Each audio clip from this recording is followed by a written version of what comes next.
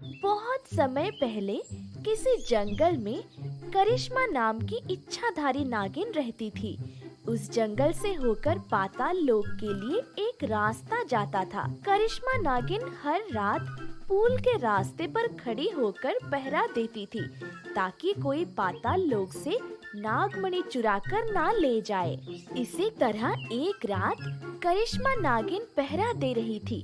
तभी उस जंगल में एक औरत अपनी दो नवजात बच्चियों को पेड़ के नीचे रखकर भाग जाती है। थोड़ी देर के बाद वो दोनों बच्चियां भूख से रोने लगती है। जैसे ही करिश्मा नागिन उन बच्चों की रोने की आवाज सुनती है, वो फौरन उनके पास पहुंच जाती है। अरे, लगता है कोई जानबूझकर इन दोनों बच्चियों को यहाँ छोड़ गया है। मुझे इनकी देखभाल करनी होगी, वरना ये दोनों ठंड से ठिठुर कर मर जाएंगी। उसके बाद करिश्मा नागिन अपने आप को एक औरत के रूप में बदल लेती है और उन दोनों बच्चियों को अपने घर ले जाती है। फिर वो अपनी शक्ति से उनके लिए एक सुंदर सा झूला प्रकट करके दोनों बच्चियों को उसमें सुला देती है। फिर करिश्मा नागिन अपनी शक्ति से वहाँ दूध से भरी दो बोतल प्रकट कर देती है और वो दोनों बोतल हवा में उड़ती हुई दोनों बच्चियों के मुंह से लग जाती है। मेरी इन जादुई बोतलों का दूध कभी खत्म नहीं होगा। अब ये दोनों बच्चियां आराम से यहाँ रह सकती हैं। इस तरह करिश्मा नागिन एक माँ की तरह दोनों बच्चियों की परवरिश करने लगती है। करिश्मा नागिन दोनों बच्चियों का नाम चिंकी और पिंकी रखती है। चिंकी सरल स्वभाव की लड़की थी, जबकि पिंकी तेज तर्रार थी। उसे बहुत जल्दी गुस्सा आता था, लेकिन करिश्मा नागिन उन दोनों को अच्छी तरह संभालती थी। उसके रहते दोनों बच्चियों को कभी कोई परेशानी नहीं होती थी। देखते ही देखते काफी समय बीत जाता है और वो दोनों बच्चियां जवान हो जाती है। दूसरी तरफ करिश्मा नागिन को हर रात पाताल लोक के रास्ते पर पहरा देने जाना पड़ता था, इसलिए वो सिर्फ रात को ही नागिन बनती थी। दिन में वो एक साधारण औरत बनकर अपनी दोनों बेटियों का ख्याल रखती थी। फिर एक रात करिश्मा नागिन अपने नागिन रूप में पहरा दे रही थी। तभी अचानक वहाँ दो डाकू आ जाते हैं। करिश्मा नागिन उन दोनों डाकुओं से लड़ना शुरू कर देती है। दूसरी तरफ शोर शराबे की आवाज सुनकर चिंकी और पिंकी की नींद खुल जाती है और वो दोनों फौरन घर से बाहर निकलकर देखने लगती है। चलो यहाँ से भाग जाओ, वरना मैं तुम दोनों को जलाकर राख कर दूंगी। नहीं नहीं, हमें कुछ मत करना, हम अपनी हार मानते हैं। उसके बाद वो दोनों डाकू वहाँ से भाग जाते हैं, लेकिन उधर करिश्मा को नागिन के रूप में देख चिंकी और पिंकी के होश उड़ जाते हैं। तभी करिश्मा नागिन अपने आप को औरत के रूप में बदलकर चिंकी और पिंकी के पास पहुँच जाती है। अब दिखावा करने की जरूरत नहीं, हमें तुम्हारी असलियत पता चल चुकी है। तुम एक नागिन हो। हम इतने सालों से तुम्हें अपनी माँ समझ रहे थे, लेकिन तुम धोखेबाज निकली। तुमने हमें कभी अपनी असलियत नहीं बताई। मुझे डर था कि मेरी असलियत जानकर तुम दोनों मुझे छोड़कर चली जाओगी, इसलिए मैंने तुमसे ये राज छुपाया। चाहे वजह कुछ भी रही हो, लेकिन मेरी नजर में तुम धोखेबाज ही हो। अब हम दोनों तुम्हारे साथ नहीं रहेंगे। चल चिंकी, यहाँ से चलते हैं। फिर वो दोनों वहाँ से चली जाती है। काफी देर भटकने के बाद उन्हें बहुत तेज भूख लगने लगती है। तभी उन्हें अपने सामने एक घर में शादी का मंडप दिखाई देती है। वो दोनों खाने की आस लेकर वहाँ पहुँच जाती है। तभी उस घर की मालकिन उनसे कहती है, देखो, अगर तुम दोनों को खाना चाहिए तो तुम्हें बारातियों के झूठे बर्तन धोने पड़ेंगे।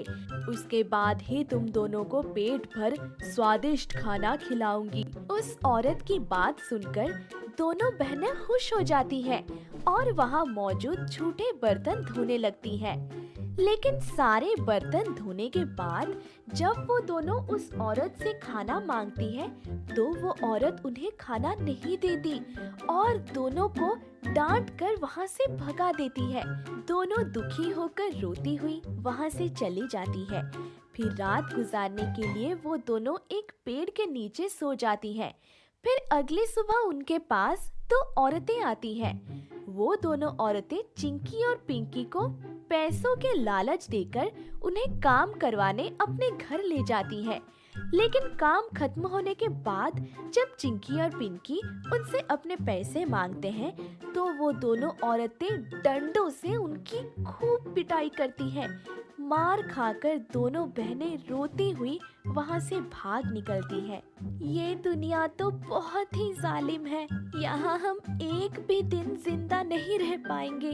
हमारी नागिन माँ हमारा कितना ख्याल रखती थी। आज मुझे उनके प्यार की कद्र महसूस हो रही है। हाँ, तू ठीक कहती है। इस जालिम दुनिया में रहने से अच्छा हम अपनी नागिन माँ के पास रहे। उसके बाद वो दोनों अपने घर चली जाती हैं, लेकिन वहाँ उन्हें करिश्मा नागिन कहीं दिखाई नहीं देती। फिर वो दोनों करिश्मा नागिन को ढूंढते हुए यहाँ वहाँ भटकने लगती हैं। तभी अचानक उन्हें एक परी मिलती है। परी उन्हें करिश्मा नागिन की अच्छाइयों के बारे में बताने लगती है। तुम दोनों ने अपनी नागिन माँ को छोड़कर अच्छा नहीं किया। वो बेचारी तुम दोनों को बचपन से माँ की तरह पाल रही थी। मैं जानती हूँ उसने हमेशा तुम दोनों को राजकुमारियों की तरह रखा है। देखो, ऐसी प्यार करने वाली माँ सिर्फ किस्मत वालों को ही मिलती है।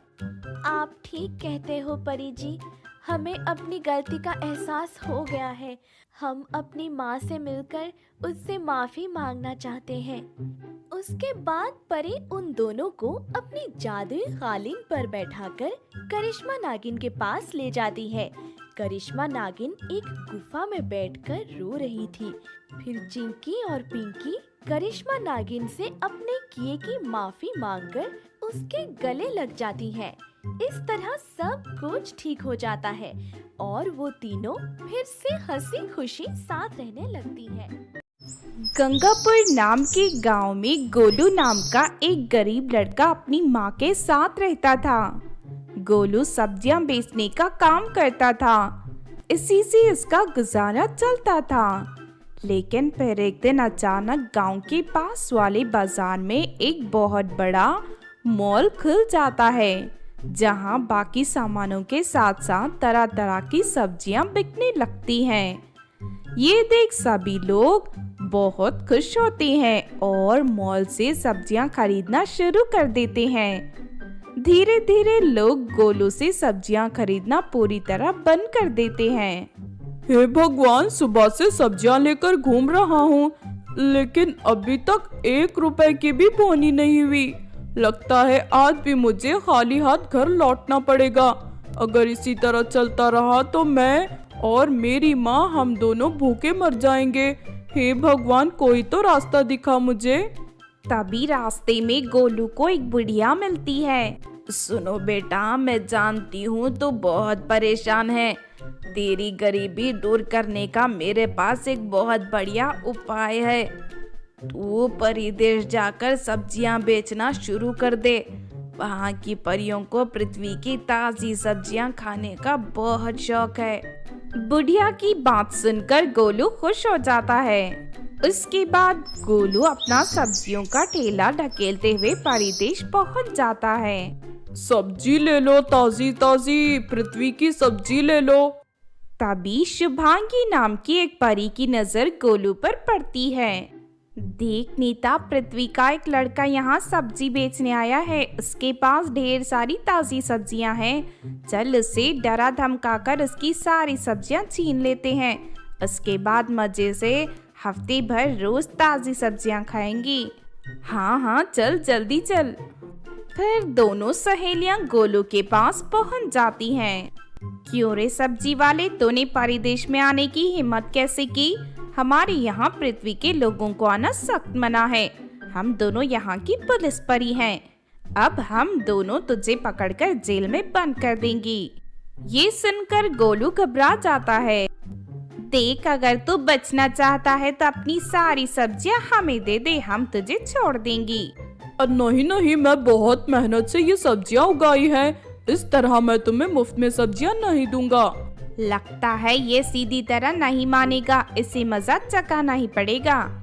फिर वो दोनों परियां अपनी जादुई छड़ी घुमाकर वहाँ 2 बड़े डंडे प्रकट कर देती हैं। फिर वो दोनों डंडे गोले की पिटाई करने लगते हैं। नहीं नहीं, मुझे छोड़ दो, आखिर मेरी गलती क्या है? फिर शुभांगी और नीता गोलू की सारी सब्जियां लेकर वहाँ से जाने लगती हैं। लेकिन तभी अचानक वहाँ सुकन्या परी आ जाती है। सुकन्या परी अपनी जादुई छड़ी से दोनों सहेलियों को रस्सियों से बांध देती हैं। तुम दोनों लालची परियों ने इस बेचारे को बहुत परेशान किया है। अब मैं तुम दोनों को सीधा रानी परी के दरबार में भेजती हूँ, वही तुम्हें सबक सिखाएंगी। इतना कहकर सुकन्या परी अपनी जादुई छड़ी घुमाती है और वो दोनों सहेलियां हवा में उड़ती हुई सीधा रानी परी के दरबार में पहुंच जाती हैं। तभी रानी परी के मोबाइल में सुकन्या परी का मैसेज आ जाता है, जिसमें उसने शुभांगी और नीता के बारे में सब कुछ लिख दिया था। रानी परी फौरन उन दोनों लालची परियों को जेल में बंद करवा देती है। दूसरी तरफ सुकन्या परी को गोलू बहुत पसंद आता है और वो उसके प्रेम में पड़ जाती है। उधर गोलू भी सुकन्या परी की सुंदरता पर मोहित हो जाता है। तुम अपनी सारी सब्जियां मुझे दे दो, मैं यहाँ की परियों को ये सारी सब्जियां बेच दूंगी। उसके बाद सुकन्या परी गोलू से सब्जी लेकर अपने आस पड़ोस में रहने वाली परियों को सारी सब्जियां बेच देती है। बदले में उसे ढेर सारे सोने के सिक्के मिलते हैं। सुकन्या परी सारे सोने के सिक्के गोलू को दे देती है। फिर अगले दिन से सुकन्या रोज गोलू के घर से सब्जियां लाकर परिदेश बेचने लगती है। फिर एक दिन, क्या बात है सुकन्या, पिछले कई दिनों से देख रही हूँ तू पृथ्वी के इस लड़के पर कुछ ज्यादा ही मेहरबान है। तू दिन भर मेहनत करके उसके लिए सब्जियां बेचती है, लगता है तू उससे प्रेम करती है। हाँ, तूने सही कहा, मैं उसे बहुत पसंद करती हूँ और उससे शादी करना चाहती हूँ। दूसरी तरफ गोलू के साथ साथ उसकी माँ भी सुकन्या परी को पसंद करती थी। फिर कुछ समय बाद गोलू की माँ सुकन्या परी की माँ से मिलकर उन दोनों की शादी तय कर देती है। इस बात से गोलू और सुकन्या परी दोनों बहुत खुश होते हैं। फिर कुछ ही दिनों में उन दोनों की शादी हो जाती है।